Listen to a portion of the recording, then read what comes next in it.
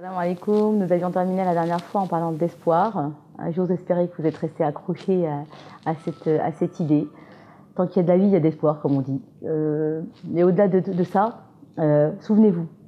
Voilà, notre nefs prend le dessus, on dégringole, on va justement dans l'idée que de toute façon c'est perdu d'avance, ça sert à rien, je suis mauvais, je suis irrattrapable. Voilà, je suis une cause perdue, comme disent certaines personnes, je suis une cause perdue. Mais subhanallah, Allah c'est pas ce qu'il nous dit. Allah c'est pas ce que nous dit dans le verset. La taqnatu. Allah il pourrait nous laisser dans notre misère psychique et dans notre misère spirituelle, mais miséricordieux comme il est, jamais. Il dit vous souffrez à votre propre détriment, mais ne désespérez pas de ma miséricorde. Vous vous rendez compte en fait de ce qu'il pose? Alors en gros, ma miséricorde, elle ne va pas dépendre de vous. Moi, je ne suis pas un être humain, ne me traitez pas d'égal à égal. Ma miséricorde, elle dépasse tout. Elle sera toujours là. Même si vous pensez que vous ne la méritez pas, c'est pas vous qui décidez en gros. Moi, je vous donnerai ma miséricorde. Mais par contre, venez la chercher. Venez la demander. Il faut un petit peu se retrousser les manches, il faut y aller. On ne peut pas se dire je suis une cause perdue, rester au fond de son lit, et puis dire mais comment, pourquoi Allah ne me répond pas? Et comment pourrais-tu le savoir si t'as pas ouvert les portes, si t'as pas ouvert les fenêtres? C'est pas possible. Tu ne le verras même pas. Ça me fait penser à cette blague, je suis désolée, ça me vient donc je la dis, à cette blague de ce prêtre qui était là sur cette île déserte complètement perdue et qui priait pour que Dieu vienne le récupérer, et que là il y a un bateau qui vient, un hélicoptère, un avion, et il refuse, et il dit mais mon Dieu, je t'ai demandé de venir m'aider et tu l'as pas fait. Et sous-entendu, c'était quoi tout ça en fait? À un moment donné, je pense qu'il faut s'ouvrir, donc s'ouvrir à l'espoir, parce que la taqnatu, ne désespérez pas, nous fait bien comprendre, espère en la miséricorde divine, espère au fait que je vais te pardonner si tu me demandes.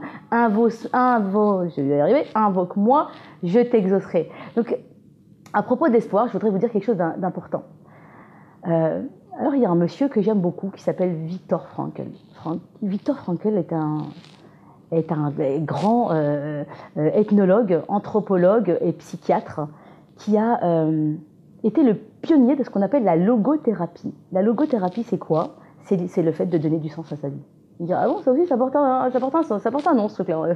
Eh ben oui. Frankl a été le premier, en 1870, à poser le terme de logothérapie. Et je trouve ça extrêmement fort parce qu'il raconte une histoire. Donc, il faut savoir que Frankl, en fait, ses parents, sa fiancée qui était enceinte et son frère ont été tués dans des camps de concentration. Il était le seul survivant. Et en fait, il explique en fait que dans ce contexte de guerre, il dit quelque chose d'important. Il étudie un petit peu. Il voulait étudier l'espoir, il voulait étudier le fait de donner du sens. Il dit, il y avait ceux qui se laissaient mourir. Voilà, pour eux, c'était fini. Il y avait ceux qui collaboraient avec l'ennemi, qui avaient trouvé une brèche. Qu'est-ce que ça dit ça? Je collabore avec l'ennemi, je suis en train de... La puissance, finalement, c'est je la donne à l'ennemi. C'est toi qui vas pouvoir me sauver, là, de manière... Je suis tellement désespérée que je ne vois que de l'espoir que qu'en travers l'ennemi. Et il y a ceux qui survivaient avec l'idée que la guerre allait finir. Et il dit parmi eux, il y avait un homme. Et cet homme, il n'arrêtait pas de dire à tout le monde, moi je pense que la guerre va terminer. Au mois de mars, elle sera terminée. Elle sera terminée la guerre. Jusqu'au jour où, le 29 mars, alors qu'il parlait du 30 mars environ, le 29 mars, il entend un message à la radio. Et là, ce message à la radio dit oh là là, c'est la catastrophe, la guerre est loin d'être finie, vu comme c'est parti, c'est reparti pour un tour. Et vous savez ce qui s'est passé pour cet homme? En 3 jours, il est décédé. Le premier jour, il a eu de la fièvre. Le deuxième jour, il était complètement décrépit. Le troisième jour, il était mort. Qu'est-ce qu'il avait fait? Il avait perdu espoir. C'est ce qui faisait maintenant la différence entre lui et les autres. Vous voyez à quel point l'espoir est important. Quand on vous dit que le psychisme, il est au-dessus de tout, quand on vous dit que le psychisme a une force incroyable, c'est ça qu'il faut en comprendre. Et l'espoir en Dieu, Allah, il a compris. Allah, il nous connaît par cœur, Allah, il nous a créés. Il sait qu'on a besoin de s'accrocher à cette corde. J'aime bien le terme de miséricorde, cette corde qui nous sort de la misère dans laquelle nous sommes, justement, pour pouvoir se dire, il y a quelque chose, il y a la lumière au bout du tunnel. Et ça, vous ne le voyez pas, mais ça joue sur votre psychisme et ça joue sur vos comportements. Donc, laissez cette porte ouverte. Allez-y et tout doucement. Ne soyez pas trop dur avec vous-même. Peut-être que cette miséricorde, elle devrait commencer avec soi. Peut-être que c'est dire, je ne suis pas finalement une cause si perdue que ça. Si Allah y croit en moi, je dois croire en moi. C'est une obligation. Si Allah, il sait que je suis quelqu'un qui peut être pardonné s'il le demande, alors je dois m'efforcer de le croire en fait.